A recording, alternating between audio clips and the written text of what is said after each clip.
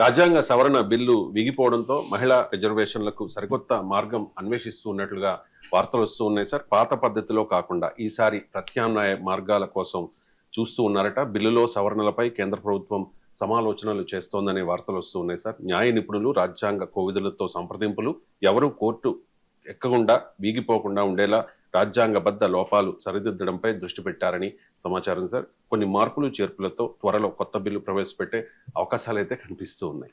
So మహిళా రిజర్వేషన్లను అమలు చేయాలంటే కేంద్ర ప్రభుత్వం దగ్గర ఉన్న చాలా సింపుల్ అండి. మోడీ తలుచుకుంటే రేపు పొద్దున మళ్ళీ ఆల్రెడీ చట్టం అయిపోయింది. ఏమైంది? అది చట్టం అయిపోయింది.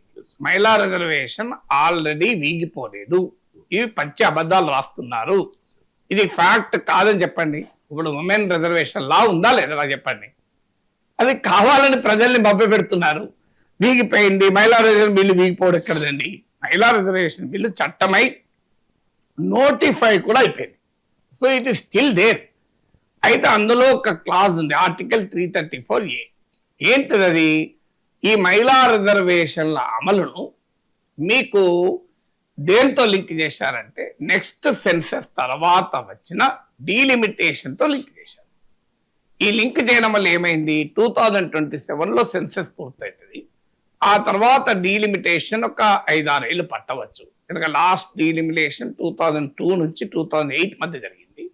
సో అందువల్ల 2033 వరకు జరిగితే 2034 ఎలక్షన్స్లో మహిళా రిజర్వేషన్ అమలు అవుతుంది. ఇది ఒక పద్ధతి.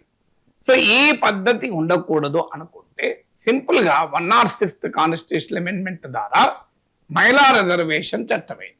దాన్ని మళ్ళీ పార్లమెంట్లో మరో సవరణ అమెండ్మెంట్ కూడా అమెండ్మెంట్ చేయొచ్చు. సవరణ తెచ్చి ఈ నెక్స్ట్ సెన్సెస్ డీలిమిటేషన్తో ఉన్న లింక్ను తీసేసి based on the latest available census అని అన్నాం అనుకోండి. So women's seats reserve for women will be decided by lottery. డీలిమిటేషన్తో సంబంధమే లేదు కదా. మీకు ఈవెన్ లేటెస్ట్ సెన్సెస్తో లింక్ చేసినా సరిపోతుంది. ఎందుకంటే ఈ సెన్సెస్ డేటా ఉంది. కానీ డీలిమిటేషన్ కూడా అవసరం లేదు కదా. మీకు డీలిమిటేషన్తో సంబంధం లేదు మహిళా రిజర్వేషన్. ఎందుకు? అసలు జనాభాతో కూడా సంబంధం లేదు. ఎందుకు లేదు అంటే మహిళా రిజర్వేషన్లో are on the rotation basis.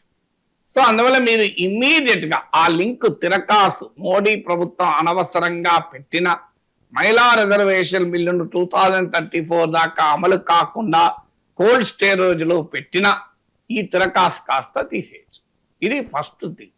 అప్పుడు ఏమవుతుంది? 543 సీట్స్లో 181 ఎంపీస్ ఉమెన్ ఎలక్ట్ అవుతారు. ఇది సిగ్నిఫికెంట్లీ హయ్యర్. ప్రస్తుత లోక్సభలో 74 ఉన్నారు.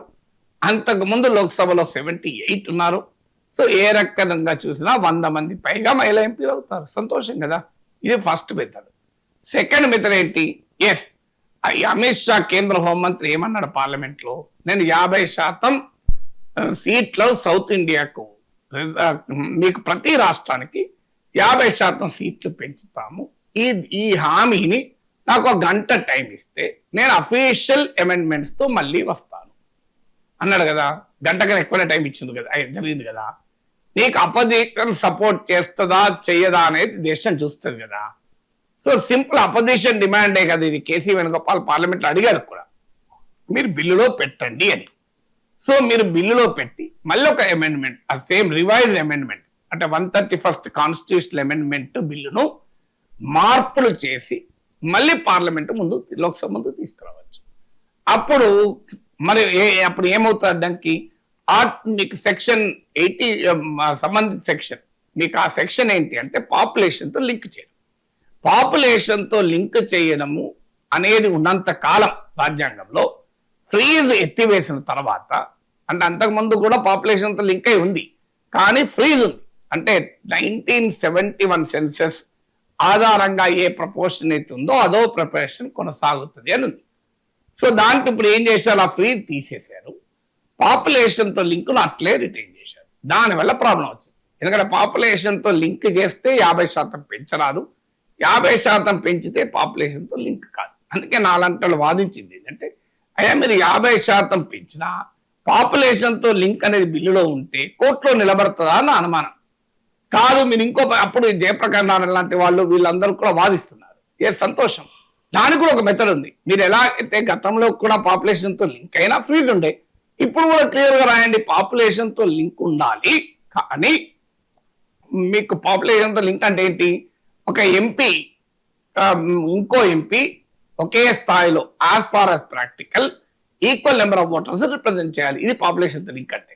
సో ఈ లింక్ ఉంటుంది, కానీ existing proportion will be retain. అంటే ఇప్పుడు ఏ ప్రపోర్షన్లు అయితే ప్రజెంట్ లోక్సభలో ఒక్కొక్క రాష్ట్రానికి సీట్లు ఉన్నాయో అది కొనసాగుతుంది అని రాయండి. అప్పుడు ఏమవుతుంది? నెంబర్ ఆఫ్ సీట్స్ ఫర్ ఈ స్టేట్ దగ్గరేమో మీకు పాపులేషన్ వర్తించదు. విత్ ఇన్ ద స్టేట్ కాన్స్టిట్యున్సీలు బార్డర్స్ నిర్ణయించడంలో పాపులేషన్ వర్తిస్తుంది. చాలా సింపుల్ మెథడ్ కదా ఇది.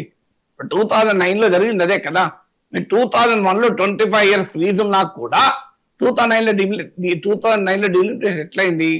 నెంబర్ ఆఫ్ సీట్స్ ఆఫ్ ఈ స్టేట్ తగ్గలేదు, మారలేదు, సేమ్ అవే ఉన్నాయి. కానీ కాన్స్టిట్యున్సీ బౌండరీస్ మారాయి. అంటే పాపులేషన్ తో లింక్ అయి ఉన్న నిబంధన ఉండొచ్చు, తప్పేమీ లేదు.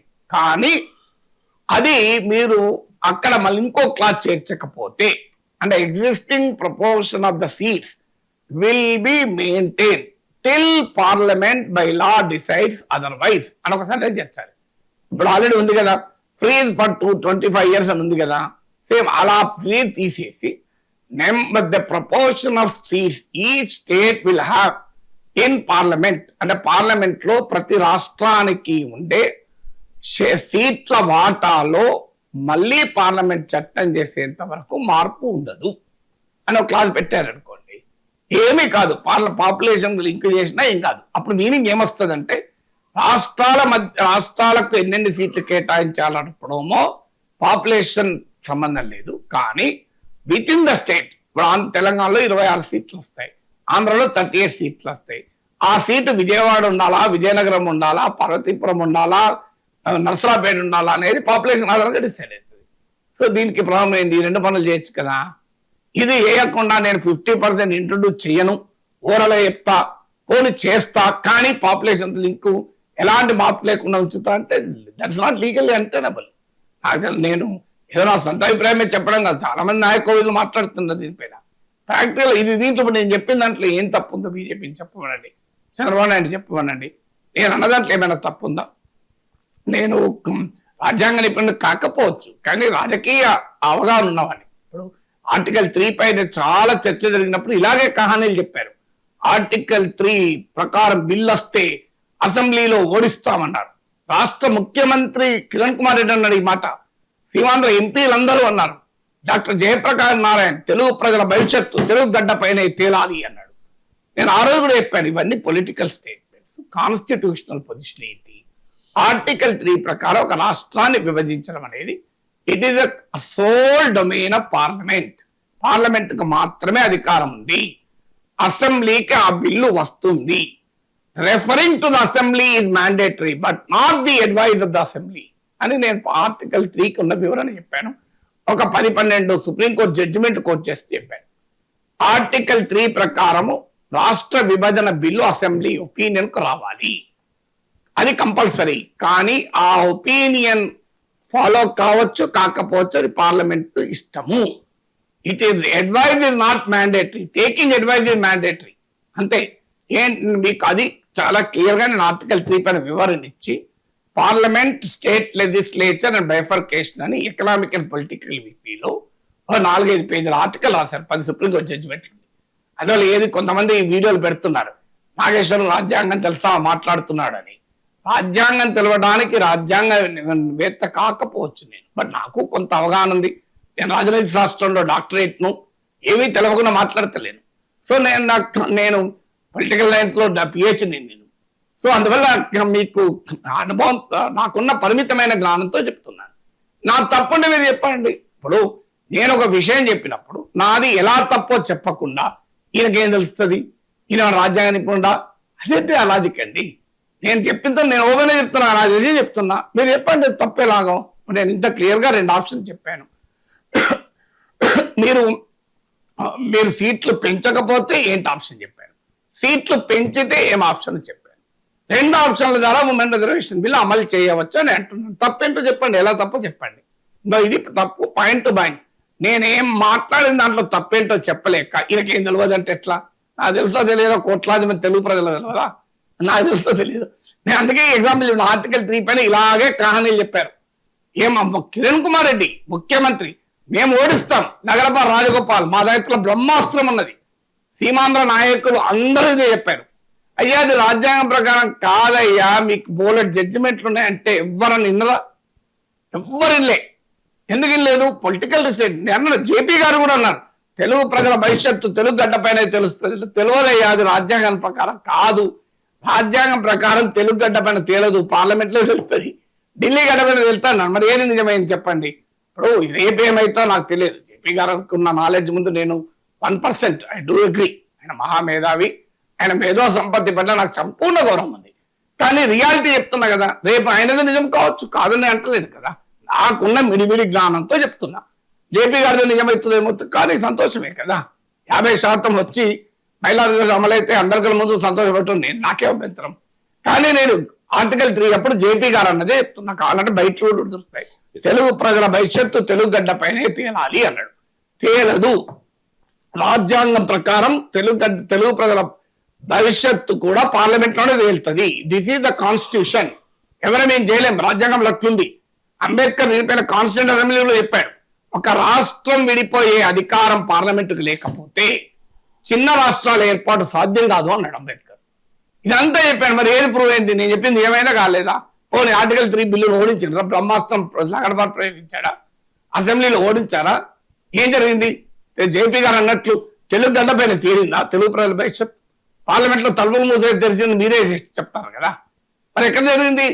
అందువల్ల కాన్స్టిట్యూషన్ గా చదివి చెప్పితే ఒకటెత్తు. లేదు, కొన్ని పరిస్థితుల వల్ల, ప్రజల భావోద్వేగాల వల్ల కావచ్చు, రాజకీయపరమైన అభిప్రాయాల వల్ల కావచ్చు, సైద్ధాంతిక దృక్పథాల వల్ల కావచ్చు, రాజకీయ అవసరాల రీత్యా కావచ్చు, మీరు వక్రీకరణలు ఇచ్చుకోండి, నేను అభ్యంతరం చెప్పను. కానీ అవగాహన లోపం వల్ల జరగచ్చు, ఆ సమయంలో ఉండేటువంటి ఉద్వేగం వల్ల కావచ్చు, రీజన్ నాకు తెలియదు. You can have your own interpretation, but the reality is this. దానికి 2 పద్ధతులు.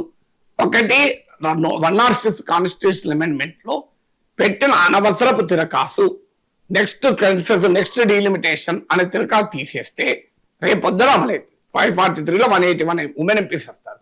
లేదు, 50% క్లాజ్ మీరు బిల్లులో చేర్చి ఒక చిన్న క్లాజ్ ఆర్టికల్ 81 లో పెడితే ఈ proportion, the present proportion for ఈ state will be retained till parliament by law makes it otherwise. అంటే పార్లమెంట్ మరో చట్టం చేసి మార్చేంత వరకు ఈ నిష్పత్తి ప్రస్తుతం రాష్ట్రాలకు లోక్సభ సీట్లలో ఉన్న నిష్పత్తి కొనసాగుతుంది అని పెట్టి పార్లమెంట్ తో లింక్ అయి ఉన్న ఇబ్బంది లేదు. ఎందుకు లింక్ అయి ఉన్న ఇబ్బంది లేదంటే ఈ ప్రొవిజన్ ఉంది కదా, నాట్ విస్టాండింగ్ ది ప్రొవిజన్స్ అని ఉంటుంది. దానికి లాంగ్వేజ్ ఉంటుంది. అంటే ఇతర ప్రొవిజన్స్ ఎలా ఉన్నప్పటికీ అని ఉంటుంది. అప్పుడు ఇది వర్తిస్తుంది. ఆ population link with in the state కు వర్తిస్తుంది. అంటే బిట్వీన్ ద స్టేట్స్ కు వర్తించదు, విత్ ఇన్ ద స్టేట్ కు వర్తిస్తుంది. ఇది నాకున్న పరిమితమైన విడివిడి జ్ఞానంతో చెప్తున్నది. కాదు అంటే తన పెద్దవాళ్ళు ఎవరైనా ఉంటే చెప్పండి, నేను నేర్చుకుంటాను. నాకేం మాటలు లేదు. నేను జీవితం అంతా నేర్చుకుంటాను. జీవితం చివరి శ్వాస వరకు నేర్చుకునే స్వభావం ఉన్నవాడిని. చిన్న పిల్లవాడు చెప్పినా నేర్చుకుంటాను. నాకే లాభం కదా. నేను నేర్చుకోకపోతే నాకే నష్టం కదా.